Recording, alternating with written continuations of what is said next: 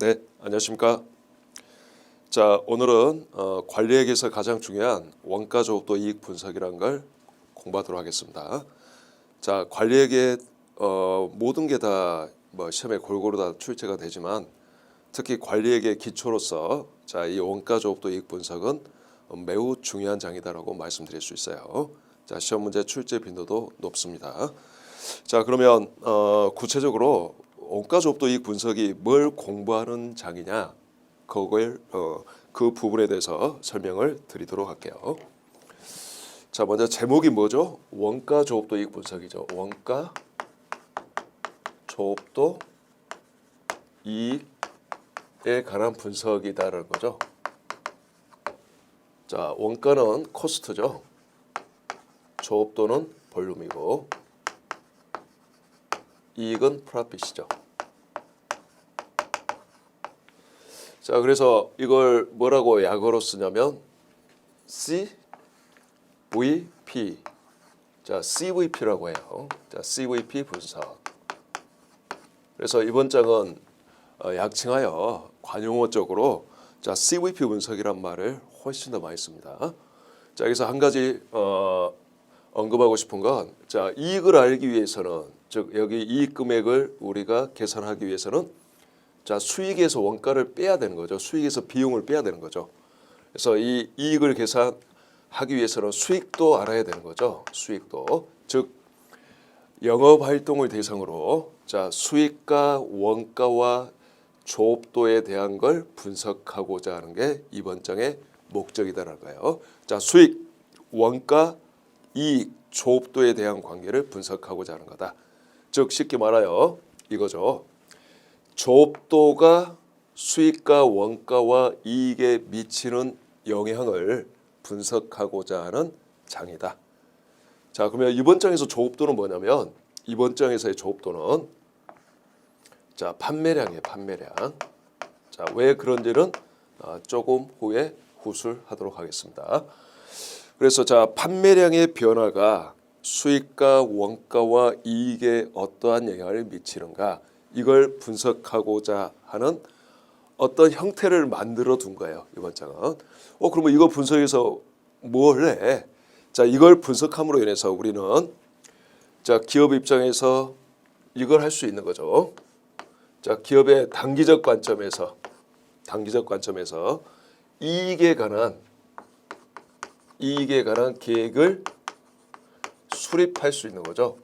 자, 단기적 관점에서 이익 계획 수립에 도움이 된다는 거죠. 이것뿐만 아니라 관리액의 기초예요. 그래서 이번 장에서 배운 개념들이 나중에 의사결정에서도 필요하게 될 겁니다. 자, 관리액에는 계획과 통제, 의사결정, 그다음에 최신 관리액으로 구별해서 배운다라고 했는데 자, 먼저 계획과 통제라는 걸 다시 한번 좀 정리해 보면 자, 플랜 두 C라 그랬죠. 계획을 세운다, 실행에 옮긴다, 평가를 한다. 자, 요 플랜에 해당하는 게 우리가 두 개를 배울 거예요. 자, 첫 번째가 CVP 분석이라는 걸 배울 거고 중요. 자, 두 번째가 기업 전체를 대상으로 계획을 세운다, 예산을 편성한다고 말하죠. 국회 예산 편성 들어보셨죠? 그래서 예산에 관해서 가볍게 좀 배울 거예요. 자, 둘은 특별한 거 없어요. 그냥 열심히 하시면 되겠고, 그다음에 평가, 요 C와 관련해서 이것도 역시 두 개로 구별해서 배울 거예요.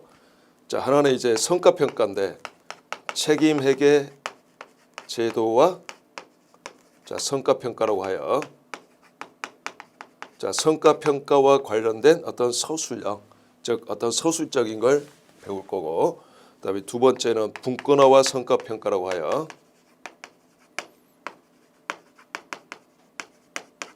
자, 구체적으로 성과 평가하는 방법들을 배우시게 될 거예요. 그래서 계획과 통제를 이번 시간과 여러 시간에 걸쳐서 배울 건데 자, CVP 분석 중요하고 분권화와 성과 평가 역시 중요하겠습니다. 이 두 개가 계산형 문제, 서술형 문제 다 골고루 다 출제가 되고 있는 장이에요. 물론 책임회계와 성과 평가도 시험에 가끔 나옵니다. 자, 그러면 이제 플랜 단기 이익계획 수립으로서 CVP 분석을 이번 시간에 기초로 좀 배워보도록 할게요. 자, CVP 분석을 배우면서 우리는 이런 답을 우리가 구할 수 있을까요? 자, 이거죠. 자, 수익과 원가가 일치해서 이익이 0이 되는 판매량 찾을 수 있겠죠. 이걸 배우면. 또 예를 들어서 내가 목표로 하는 이익이 뭐 1억이다. 그러면 1억의 목표 이익을 얻기 위해서는 자, 몇 개를 팔아야 되는 거냐. 이런 답을 구할 수 있겠죠.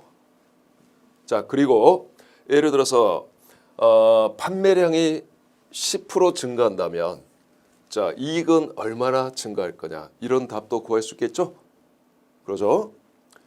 자, 이처럼 수익과 원가와 이익과 조업도에 대한 관계를 분석함으로 인해서 이들 변수에 대해서 우리가 정확하게 내용을 알고 있을 것이므로 자, 이들 변수가 어떻게 변할지 또는 이들 변수의 어떤 값을 우리가 원하는 어떤 답을 찾는 데 큰 도움을 얻을 수 있다는 거죠. 그래서 기업 있장에서는 자, 단기 이익 계획 수립하는 데 큰 도움을 얻을 수가 있을 거고 또 의사결정할 때도 필요한 개념들을 여기에서 우리가 활용할 수 있게 될 겁니다. 자, 여기 이제 CVP 분석의 개요를 지금 제가 설명드리고 있는 거예요. 자, 그러면 자, 우리가 원래 배워야 되는 CVP 분석은 우리 교재에 실려 있는 것보다 훨씬 많아요. 굉장히 많은 범위를 갖고 있어. 자, 우리가 전체 배워야 될 거에 약 한 40% 정도 배운다라고 생각하시면 되겠어요. 그러니까 다른 장에 비해서요 CVP 분석은 조금 기초적인 것만 배우고 끝난다. 이렇게 생각하시면 되겠고, 자, 기출문제 경향이 매우 쉽게 나오다가 왜 배운 게 적기 때문에 매우 쉽게 나오다가 조금 어렵게 나오고 있어요. 자, 왜냐하면 기출문제가 너무 쌓이다 보니까 이게 문제 은행식이다 보니까 계속 너무나 쉬운 문제만 계속 물어볼 수 없잖아요. 그러니까 쉬운 것도 물어보지만 조금 이제 추정이 필요한 문제. 그래서 약간 좀 문제가 어려워지고 있다라는 거. 그래서 아주 쉽게 구할 수 있는 문제만 나오지는 않습니다. 그래서 정확히 개념을 좀 이해해야지만이 풀 수 있는 문제들이 등장하게 될 거예요. 자, 그러면 다음 그림 하나로 자, 이번 시간과 다음 시간에 걸쳐서 배우게 되는 CVP 분석에 관해서 제가 설명드릴게요. 자, 우리는 어떤 성을 짓는다라고 생각하세요. 자, 성을 짓기 위해서는 토대가 필요하죠. 자, 다음과 같은 우리가 성을 짓게 될 건데, 자, 기둥이 필요하겠죠. 성을 쌓기 위해서는 기둥이. 그래서 이제 성이 이렇게 만들어지게 될 거야. 성이. 자, 요 성의 이름은 CVP 분석이라는 성이에요. 자, 그러면 뭘 배우냐면 먼저 요 CVP 분석은 현실을 좀 단순화시키기 위해서 어떤 가정을 깔고 만들어 놓은 이론이에요. 그래서 정확하게 말하면 자, CVP 분석 모델이라고 합니다. 자, 모델이란 말이 붙으면 자, 현실을 단순화시키기 위해서 어떤 기본 가정을 깔고 만들어 놓은 이론 체계를 말해요. 무슨 말인지 알겠죠? 그래서 CVP 분석도 모델이에요. 그래서 자, CVP 분석을 하기 위해서 어떤 가정이 있느냐? 여기서부터 출발해야죠. 그래서 기본 가정. 그래서 기본 가정을 쭉 먼저 알아야 됩니다. 그 다음에 이제 필요한 게 분석 도구가 필요하겠죠. 그냥 주먹구구식으로 계산하는 게 아니라 일정한 분석 도구를 가지고 계산하고자 하는 게 CVP 분석이니까. 그래서 그 분석 도구에 해당하는 게 기본 공식이라는 거예요. 기본 공식.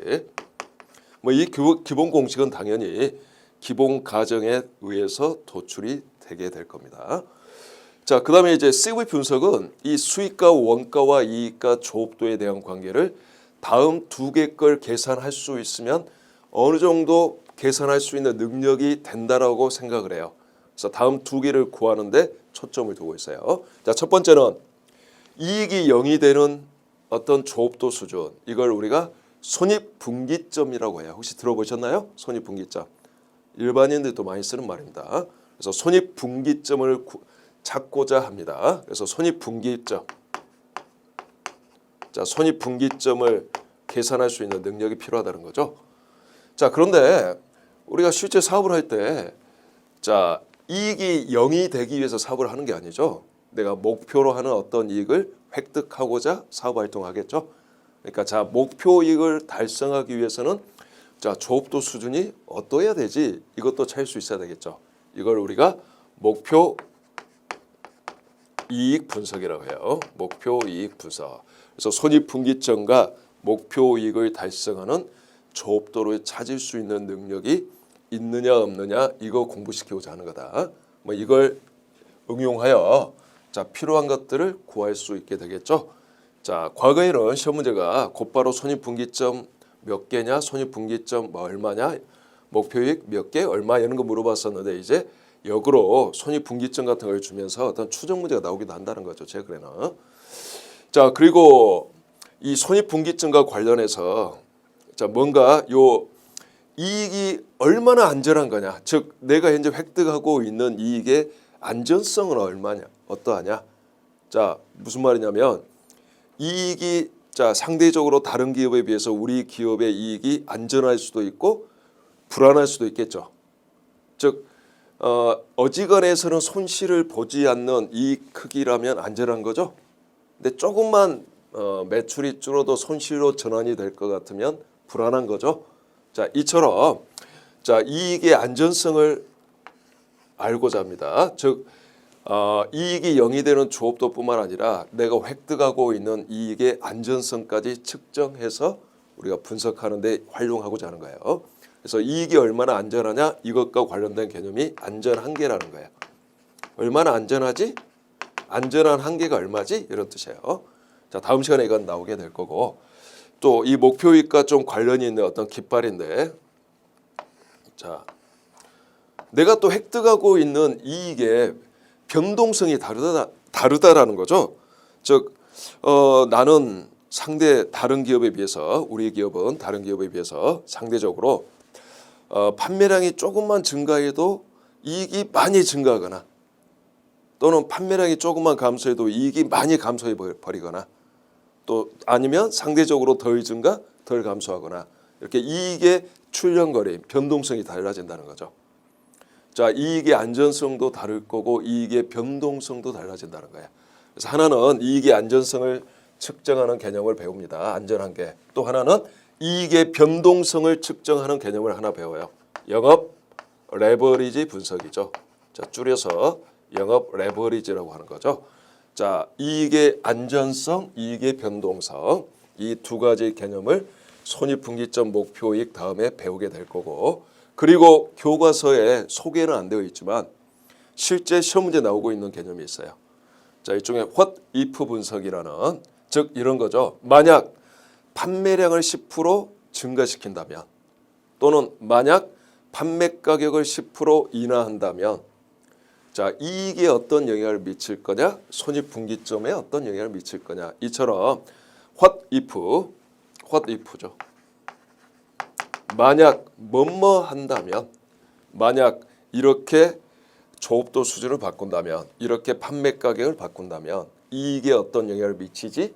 자, 요걸 요 개념을 종종 시험 문제에서 물어보고 있어요. 이걸 우리가 민감도 분석이라고 해요. 민감도 분석. what if 분석인데, 자, 이게 교과서 내용에는 없으면서 시험 문제는 이 민감도 분석에 관한 그런 문제가 매우 많이 나오고 있어요, 여러분들. 그래서 이거는 특별하게 이론을 몰라도 상관없어요. 제가 나중에 연수 문제를 풀면서 이런 게 바로 민감도 분석에 관한 문제입니다라고 언급할 거고, 민감도 분석에 관한 건 이런 식의 사고를 통해서 문제를 해결해 주세요라고 언급을 해드릴 거예요. 그것만 기억하시면 되겠어. 네, 이 민감도 분석은 이 CVP 분석 전반에 걸쳐서 골고루 다 활용이 된다. 다 필요한 사항이다. 이렇게 알아두시면 되겠어요. 자, 이러한 성을 우리가 배우는 거죠. 자, 공부를 이렇게 해 나갈 거예요. 이번 시간에 기본 과정, 그다음에 기본 공식부터 저는 다음 시간에 배울 건데, 기본 과정과 나머지 기본 공식 등을 이해하기 위해서 필요한 어떤 개념을 이번 시간에 배우게 될 겁니다. 그리고 다음 시간에 기본 공식과 손익분기점, 목표이익을 줄줄이 이렇게 배우게 될 거예요. 그리고 이거 끝났으면 이제 기둥 세웠죠. 이제 두 개의 깃발 양사이드. 자, 이게 얼마나 안전하지? 안전한 게. 이게 얼마나 변동하지? 영업 레버리지. 자, 요걸 배우고, 그리고 이론을 마치고 연수 문제를 풀게 될 겁니다. 자, 대충 뭐뭐 해야 될지 이해가 되셨죠? 자, 그러면 이제 곧바로 이제 기본 과정부터 시작해 보도록 할게요.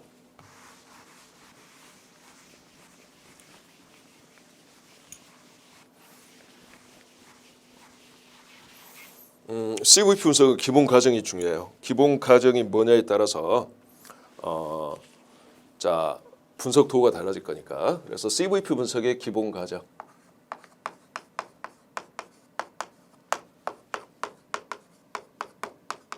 자, 이게 아마 교과서에는 5개만 소개가 되어 있을 건데 엄밀히 따지면 6개입니다, 여러분들. 한 가지가 좀 누락됐어요. 물론 그 누락된 거는 뭐 시험에 아직까지는 나오고 있지는 않아요. 근데 6개다라고 알아두시기 바라고. 자, 요걸 약간만 제가 간단하게 좀 6개를 언급해 드릴게요. 자, 먼저 첫 번째 과정은 자, 모든 원가는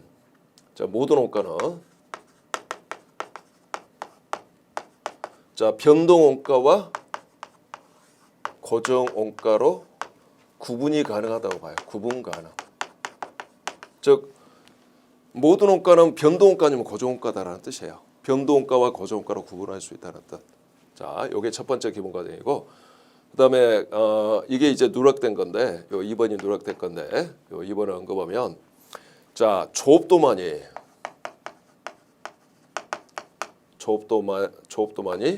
원가에 영향을 미친다는 거죠.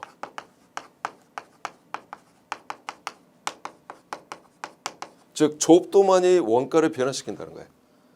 조업도만이 원가에 영향을 미친다. 원가에 영향을 미친다. 즉 생산기술의 발달 또는 어떤 다른 요인, 자, 이것들 때문에 원가가 달라지지 않는다는 뜻. 오직 조업도만이 원가를 변화시키는 유일한 변수다라는 거. 자, 그러면 CVP 분석에서 조업도는 뭐냐? 기본적으로 판매량인데 조업도는. 자, 그런데 금액으로 말할 때는 자, 판매량 곱하기 단위당 판매 가격 하면 매출액이라는 어떤 수익 총액이 나오죠. 그래서 금액으로 말할 때는 매출액이 될 수도 있어요. 자, 판매량 아니면 매출액입니다. 원칙적으로 판매량인데 가끔 매출액이 조업도가 될 수도 있다는 거.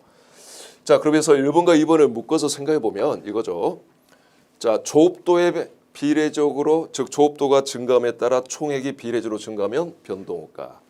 자, 조업도가 증가함에도 총액이 일정하게 고정되어 있으면 고정원가 되겠죠. 그래서 1번과 2번을 묶어서 생각하면 좀 더 쉽게 이해가 될 거예요.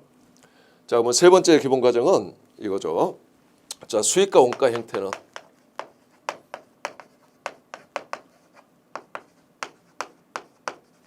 모수분이죠. 수익과 원가의 모수분. 자, 이건 실은 확실하다라는 말도 있어요. 확실하고 선형이다 이런 말이 있는데, 자, 교과서에 확실하다는 말은 없기 때문에 그냥 생략하고, 자, 수익과 원가 형태는 관련 범위 내에서 선형이다. 선형은 직선이다는 뜻이죠. 직선이다. 자, 어떤 하나의 관련 범위 내에서 직선의 형태를 갖는다는 거죠. 자, 수익과 원가 형태는 관련 범위 내에서 선형이다. 이게 가장 중요한 기본 과정인데, 자, 요 말은 자, 수익과 원가 형태가 관련 범위 내에서 선형이 되기 위해서는 자, 다음 세 가지 값이 일정한 값을 가져야 돼요. 자, 수익이 직선의 형태가 되기 위해서는, 즉 조업도에 대해서 직선의 형태가 되기 위해서는 자, 단위당 판매 가격이 일정해야 되겠고, 자, 원가가 직선이 되기 위해서는 자, 변동 원가는 단위당 변동 원가가 일정해야 되고, 고정 원가는 총액이 일정해야 되겠죠. 그래서 총 고정 원가가 요 세 가지가 일정한 값을 갖는다는 거죠. 일정한 값을 가져야지만이 수익의 모습이 선형, 직선, 원가의 모습이 선형, 직선이 될 거니까. 그래서 요 밑에 말까지 기억을 해두도록 합시다. 자, 이렇게 세 가지 거 언급했고, 그다음에 이제 네 번째는 자, 생산량과 판매량은 일치한다는 거죠.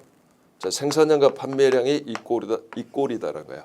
즉 생산하자마자 동시에 즉시 판매가 이루어진다는 가정. 이걸 우리가 동시성의 가정이라 해요. 동시에 일어난다는 거죠. 생산과 판매량이 일치한다는 거. 그러니까 이번 장은 생산량과 판매량이 똑같은 거야. 내가 10,000개 생산해서 10,000개 파는 거 알겠죠? 그러니까 여기서 조업도가 판매량이다 이 말은 결국 생산량이다 이 말하고 똑같은 거죠. CVP 분석에서만큼은. 그다음에 이제 다섯 번째 과정은 자 나는 단일 제품만 팔거나 한 가지 종류의 제품만 팔거나 근데 이거는 너무나 비현실적이잖아. 그래서 복수 제품도 판다고 봐요. 그러나 복수 제품인 경우에는 자 매출 배합이 일정하다라고 봐. 매출 배합이 일정하다. 자 이 말이 무슨 말이냐? 자 내가 자 생맥주와 치킨을 파는 어떤 호프집을 운영하고 있어. 그러면 복수 제품이죠. 생맥주도 팔고 맥주도 팔 아니 생맥주도 팔고 치킨도 팔죠. 자 생맥주와 치킨을 팔아요. 근데 내가 생맥주 한 잔당 치킨 두 마리. 좀 말이 안 되나? 반대가 일반적이겠지.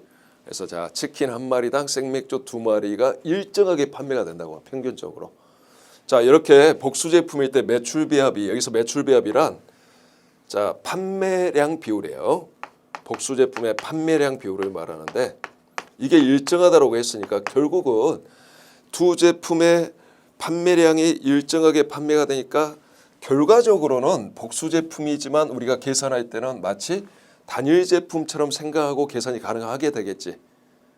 자 치킨 한 마리당 항상 맥주, 생맥주 두 잔씩 나가는 거니까 요 1대2의 관계가 항상 유지가 되는 거니까 그래서 말만 복수 제품이지 결국 분석이 마치 단일 제품 분석하는 거랑 똑같아지게 될 겁니다. 이렇게 분석의 편의를 위해서 이런 가정을 깔고 있다는 거지. 그다음에 자 여섯 번째 가정은 화폐 시간 가치를 고려할 필요 없다는 거야. 화폐 시간 가치 같은 거 고려하지 말자. 고려 안 한다. 이거 화폐 시간 가치라는 게 뭐죠? 미래 가치를 현재 가치로 평가한 걸 말하죠. 자 10년 후의 이론과 현재 이론은 다른 거죠. 그래서 10년 후의 이론을 현재 가치로 평가하면 일반적으로 물가 상승이 진행된다면 훨씬 낮은 가치가 되겠죠. 자 이런 거 고려하지 말자. 이 말은 결국 뭐냐? CVP 분석은 단기간 분석 모형이다라는 거죠. 단기간 분석 모형이니까 원칙적으로 1년 이하를 고려 대상 기간으로 본다. 이렇게 생각하시면 되겠어. 자, 이 6가지 기본 가정하에 CVP 분석을 하겠다라는 거예요. 자, 이거는 소수용으로 시험에 종종 나옵니다. 한 번씩 더 음미해 보면 자, 모든 원가는 변동 원가냐면 고정 원가로 구분할 수 있다. 조업도만이 원가에 영향을 미친다. 세 번째는 자, 수익과 원가의 행태 모습은 관련 범위 내에서 선형 직선의 형태를 갖는다. 이 말은 단위당 판매 가격, 단위당 변동가, 총 고정원가가 일정한 값을 가져야지 직선이 된다는 거. 자, 네 번째 가정은 생산량과 판매량은 일치한다. 생산하자마자 동시에 판매가 이루어진다는 가정. 자, 다섯 번째 가정은 단일 제품을 팔거나 복수 제품을 팔더라도 매출 배합이 일정하다고 보는 거. 여섯 번째 가정은 자, 화폐 시간 가치를 고려할 필요가 없는 단기간 분석 모형이라는 거. 자, 이거 꼭 알아두셔야 됩니다. 이건 가정이기 때문에 여러분들이 딴지를 걸어서는 안 되는 거 알겠죠? 이 이론을 만들기 위해서 학자들이 만들어 놓은 가정이에요. 그러니까 음미를 하는 거지. 아 그렇구나. 이렇게 하는 이유는 이래야지 단순하게 분석할 수 있기 때문이야. 현실은 굉장히 복잡하죠. 수익, 원가, 이익, 조업도의 모습이. 근데 이걸 단순하게 분석하고자 만들어 놓은 기본 가정이라는 거죠. 자 그러면 이 기본 가정의 입각에서 이제 기본 공식이라는 게 나오게 될 건데 기본 공식은 다음 시간에 정식으로 배우도록 하고 자 이번 시간에는 기본 공식을 이해하는 데 필요한 개념 두 가지를 추가로 더 배워보도록 합시다. 자 다음 03번 보시면 자 CVP 분석의 기본 개념에서 1번의 공헌이익, 2번의 공헌이익률 두 가지가 언급되어 있을까요? 자 이 중에 공헌이익은 이미 배웠어요 여러분들. 어디에서 배웠죠? 자 우리가 원가 회계에서 전부 변동, 초변동 원가 계산 공부한 장이 있었죠? 자 변동 원가 계산에서 등장했던 게 바로 공헌이익이죠. 그거랑 똑같은 거예요. 왜냐? 변동 원가 계산이 CVP 분석을 평상시에 할 수 있도록 만들어 놓은 원가 회계니까. 그러니까 변동 원가 계산과 CVP 분석은 뗄래야 뗄 수 없는 관계야 실은. 무슨 말인지 알겠죠? 자 원래 CVP 분석이 먼저 나왔다고 생각하세요. 그런데 이 CVP 분석을 하기 위해서는 1번의 가정 모든 원가가 변동 원가, 고정 원가로 구분되어야 되는데 전부 원가 계산 제도라면 자 기능에 따라서만 원가를 분류하니까 자 변동 원가, 고정 원가 구분이 안 되어 있죠. 그러니까 평상시 우리가 전부 원가 계산 제도에 따라서 작성한 이 장부 즉 회계 처리 가지고는 CV 분석을 할 수가 없어요. 그래서 따로따로 놀았다는 거죠. 외부 보고용 기장과 그다음에 CVP 분석할 때 필요한 걸 따로따로 분리해서 우리가 즉 회계 처리를 그대로 활용해서 CVP 분석을 하지 못하고 이걸 변형해서 변동과 고정가로 구분한 다음에 했다는 거죠. 굉장히 불편하죠. 그래서 학자들의 생각에 원가 회계 자체를 즉 원가 계산 자체를 변동가 계산을 적용하면 시당초 변동가 고정가 구분이 필수이기니까 우리가 필요할 때마다 곧바로 CVP 분석을 할 수 있겠죠. 자, 이런 취지에서 생각한 것이 변동가 계산이에요. 그래서 CVP 분석과 변동가 계산은 떼야 뗄 수 없는 관계다. 그래서 자, 기본 개념에서 두 가지 배우는데 공원이익은 이미 배웠어요. 자, 공원이익 한 번 더 정리해 봅시다. 이쪽에서. 자, 첫째 우리가 배웠던 게 공원이익. 자, 컨트리뷰션,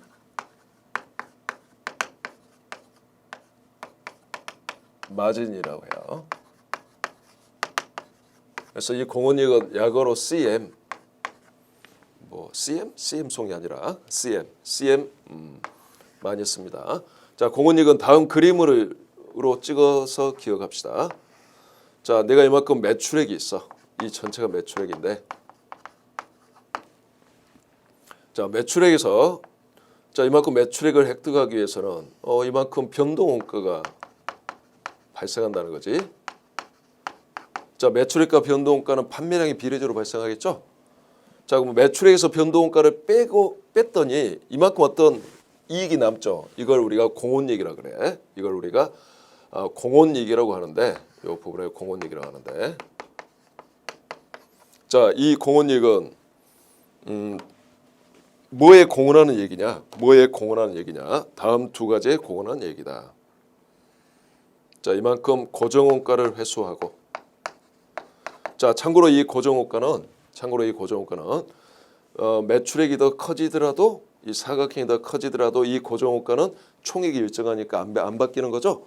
변동원가는 비례적으로 커지겠지만, 그래서 자, 고정원가와 그다음에 이만큼 자, 매출액에서 변동원가를 차감한 후에 이걸 공원이익이라고 하는데, 자, 공원이익은 두 개 정의가 있다는 거죠. 하나는 매출액 빼기 변동원가, 이거 공원이익 정의. 또 하나는 공원이익을 말로 풀어보면 이 공원이익 가지고 나는 먼저 고정원가를 회수한다. 자, 이 사각형 가지고 왼쪽에 고정원가 회수가 끝마쳐졌으면 오른쪽에 이만큼 뭐가 남게 되죠? 이 남은 게 바로 이익이죠. 그래서 이만큼 이익을 창출한다는 거죠.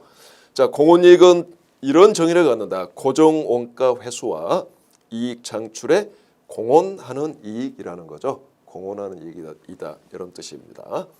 그래서 매출액이 더 커지면, 그래서 사각형이 이렇게 더 커지면, 자, 변동원가는 역시 비례적으로 이렇게 커지겠죠. 근데 고정원가는 그대로 있으니까 이익이 커져버리죠. 이익이 상대적으로 많이 커지게 되겠지. 그래서 자, 이렇게 매출액에서 변동원가를 뺀 후에 이걸 공헌이익이라고 하고, 공헌이익 가지고 왼쪽 고정원가 회수, 그다음에 이익을 창출하는구나. 이렇게 알아두시면 되겠어. 간단하죠. 자, 그러면 단위당 공헌이익은 뭘까요? 단위당 공헌이익은 자, 매출액이 아니라 판매 단가, 즉 단위당 판매 가격이 되겠죠. 단위당 판매 가격에서 단위당 변동원가를 빼면 단위당 공헌이익이 나오겠죠. 그래서 이걸 다 단가로 바꿔놓은 거예요, 여러분들. 그래서 교과서에 보면 그냥 공헌이익이라고 할 때는 총자를 넣지 않더라도 총액을 말합니다. 그리고 우리가 보통 변동원가라고 할 때도 총 변동원가를 의미하는 거고, 고정원가라고 할 때도 일반적으로 총 고정원가를 의미해요. 이처럼 총액은 총자를 넣기도 하고 안 넣기도 해.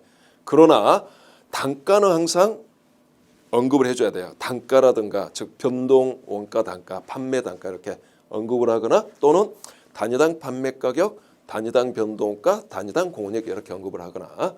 무슨 말인지 알겠죠? 자, 그래서 이것도 한번 찍어서 알아둡시다. 자, 이렇게도 말할 수 있어야 돼. 자, 나는 이만큼 단위당 판매 가격에,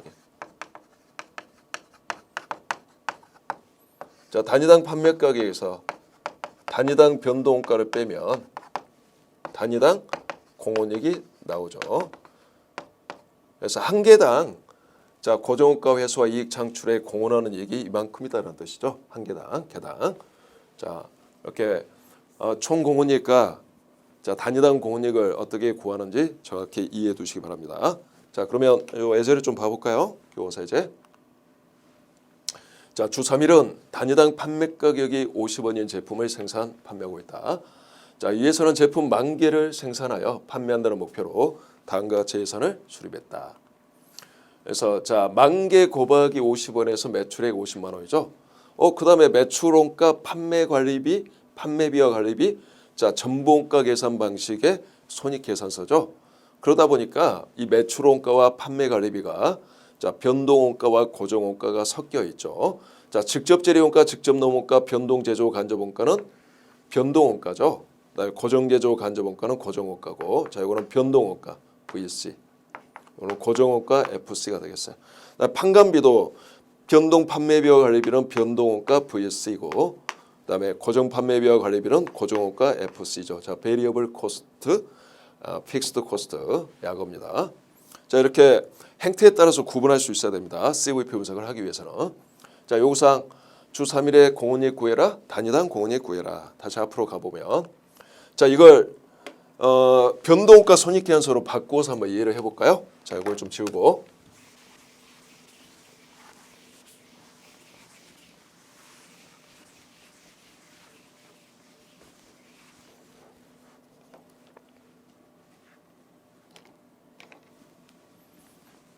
자, 우리가 변동가 손익계산서. 매출액에서 변동원가를 빼면 공원이익 나왔죠. 그래서 이걸 그림으로 보여준 게 요 오른쪽에 있는데요. 이쪽에 있는데요. 자, 여기서 고정원가를 빼면 영업이익이 나오죠. 그래서 이 공원이익 가지고 고정원가를 회수하고 영업이익을 창출하고 있는 거죠. 자, 이 자체가 CVP 분석의 그냥 개념을 담고 있어요. 이 변동가 손익계산서 자체가. 자, 매출액은 50만 원이죠. 매출액 50만 원.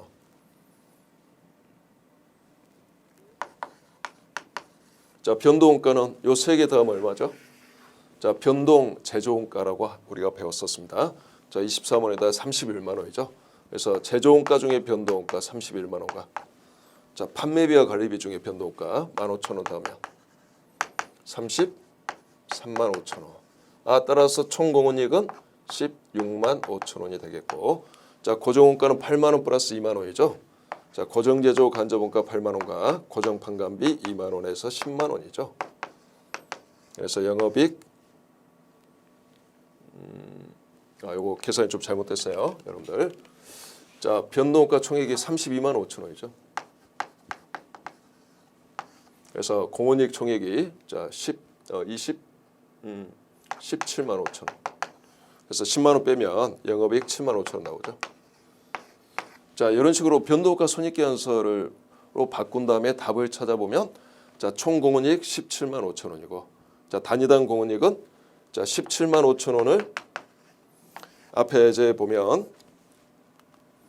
자, 10,000개 팔았다고 했으니까 10,000개로 나누어 주면 단위당 공원이익 나오겠지. 뭐 단위당 공원이익 1.75원 나오죠. 1.75. 아니네. 17.5. 왜 이렇게 오늘 암산이 안 되지? 17.5원 나오죠. 17.5원. 자, 이렇게 구해도 되고 또는 이렇게 구해도 되겠어요, 여러분들. 자, 단위당 판매 가격 얼마죠? 단위당 판매 가격 50원이죠. 단위당 판매 가격 50원. 그럼 단위당 변동원가는 자, 32만 5천 원 나누기 10,000개 하니까 32.5죠. 32.5구나. 단위당 공원이익은 17.5원이구나. 자, 이해되셨죠? 그다음에 이 변동가 손익계산서를 그림의 형태로 배워보면, 자, 다음 같은 그림으로 바꿀 수가 있어요. 자, 매출액 50만 원. 자, 변동원가 32만 5천 원. 자, 고정원가 10만 원. 그래서 매출액에서 변동원가와 고정원가 다 빼면 42만 5천 원이니까 7만 5천 원 영업이익. 이렇게 바꿀 수 있겠죠? 자, 이 중에서 예를 들어 매출액이 100만 원으로 커졌다. 이렇게 커졌다. 그러면 변동원가도 이 일정 비율만큼 커지는데 반해 고정원가는 그대로 있는 거죠. 총액이 안 바뀌는 거죠. 그러니까 자, 이 오른쪽에 늘어난 이 공원이익 부분만큼 전액 다 영업이익으로 가게 되겠지. 자, 이런 구조가 나온다라는 거. 자, 이처럼 공원이익은 우리가 익히 알고 있는 개념이니까 가볍게 좀 정리를 했다. 그래서 이거 지우고 이제 그다음 거 좀 보도록 합시다. 자, 이제 두 번째 개념 배워보도록 할게요.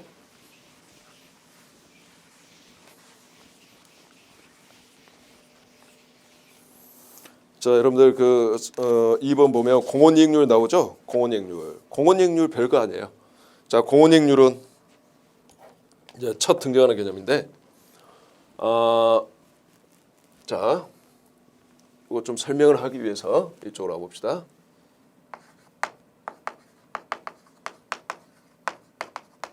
자, 사각형을 이렇게 좀 단순화 이제 시켜서 한번 그려볼게. 자, 이거 매출액 또는 뭐 단위당 판매 가격, 이건 변동원가 또는 단위당 변동원가, 이건 공원이익 또는 단위당 공원이익. 자, 그러면 두 가지 비율을 우리가 찾을 수 있을까요? 이 매출액 전체 사각형에서 이 변동원가가 차지하는 비율이 있을 거고 공원이익이 차지하는 비율이 있겠죠. 자, 이걸 비율로 표시해 보면 이걸 우리가 변동원가율이라고 말하고, 요 밑에 걸 우리가 공원이익률이라고 말한다는 거죠. 공원이익률. 그래서 공원이익률의 개념은 자, 다음과 같이 우리가 표시할 수 있겠지. 매출액에서 공원이익이 차지하는 비율이죠. 개념은 이거죠. 매출액의 몇 프로가 공원이익으로 바뀌는 거냐 이런 뜻이죠. 매출액의 몇 프로가 공원이익이 되는 거냐, 퍼센테이지 개념. 그다음에 변동원가율은 매출액에서 변동원가가 차지하는 비율을 말할 거고, 그래서 이 두 개를 더하면 일액값이 나오겠지. 자, 이건 알고 있어야 돼요, 여러분들. 예를 들어 변동원가율이 60%다. 뭐 공원이익률은 주어져 있는 거죠. 1 빼기 0.6이니까 40%다라는 거죠. 자, 둘 중에 하나의 율을 알면 나머지 율을 알 수 있다라는 거. 자, 이 정도 알면 되겠고, 자, 그다음에 이제 기업의 그 교과서 보면 기업의 생산 형태가 크게 노동 집약적 기업이 있을 거고, 자, 노동 집약적 생산 형태 기업이 있을 거고, 하나는 자, 기계와 자동화 시켜놓은 자본 집약적 생산 형태 기업이 있을 거예요. 두 가지가 있을 건데, 자, 일반적으로 이 노동 집약적 형태 기업은 이건 외우라고 할 필요 없이 잘 생각하면 됩니다. 자, 사람에 의해서 제품이 주로 만들어지는 그런 형태다 보니까 아무래도 직접 노무원가 비중이 높을 거고, 그 결과 변동원가 비중이 높을 거예요. 자, 변동원가 요 비중이 높다는 거죠. 이 매출액에서 이 변동원가 비중이. 그래서 이거는 변동원가 비중이 높으니까 당연히 공원이익률은 낮겠지. 공원이익률이 낮겠지. 변동원가율이 높을 거고. 근데 자본집약적 형태의 기업은 상대적으로 변동원가 비중이 낮다는 거지. 고정원가 비중이 높고 변동원가 비중이 낮다는 거야. 변동원가 비중이 낮고 고정원가 비중이 높아. 공원이익에 포함되어 있는 고정원가 비중이 높아. 따라서 그 결과 공원이익률이 상대적으로 높겠다라는 내용이 나와 있습니다. 그래서 이거는 서술형으로 한 문제 중 1, 2, 3, 4에서 뭐 2번에 이런 거 문구가 좀 등장할 수 있어요. 외우라고 하지 말고 요 위에 걸 기억하시면 이 위에 걸 잘 생각해 보시면 밑에 건 자연스럽게 떠오를 거라고 생각합니다. 자, 그다음 예제 봅시다. 이제 공원이익률 구하는 예제인데, 자, 주 3일은 단위당 판매 가격이 100원이고 단위당 변동가가 80원이다. 자, 따라서 단위당 공원이익은 20원이죠. 그러면 자, 이거 다 단가로 바꿔서 생각하면 돼요. 이거죠. 단위당 판매 가격 100원이고, 자, 단위당 변동가 80원이니까 단위당 공원이익 20원이죠. 따라서 변동원가율은 총액 비교해도 되지만 단위당 판매 가격분의 단위당 변동원가 해도 되니까 결국 100원분의 80원에서 80%라는 거 알 수 있고, 공원이익률도 총액 매출액 총액 공원이익 해도 되지만 단위당 판매 가격분의 단위당 공원이익 해도 되니까 100원분의 20원에서 20%라는 걸 알 수가 있어요. 자, 이 회사는 제품 1000개를 판매한다는 목표로 다음과 같은 예산을 수립했다. 계속 읽어볼게요. 자, 1000개 곱하기 100원에서 10만 원, 1000개 곱하기 80원에서 8만 원, 자, 1000개 곱하기 20원에서 2만 원, 자, 고정원가 만 원, 영업이익 만 원이죠. 자, 단위당 공원이익 100원에서 80원 빼서 20원. 자, 공원이익률 자, 100원분의 20원 해도 되고 또는 10만 원분의 2만 원 해도 되겠습니다. 10만 원분의 2만 원 해도 20% 나오죠. 자, 이처럼 공원이익과 단위당 공원이익과 그다음에 공원이익률이라는 개념을 알아야지만이 그 다음 시간에 배우는 자 기본 공식을 여러분들이 이해할 수 있을 거예요. 그래서 자 이번 시간에는 여기까지 해서 자 CV 분석이라는 게 뭐 공부하는 거다? 기본 과정은 뭐다? 그다음에 기본 공식을 이해하는 데 필요한 공원이익 개념과 공원이익률 개념을 설명드렸습니다. 자 이번 강의는 여기까지 해서 마치도록 하겠습니다. 자, 수고하셨습니다.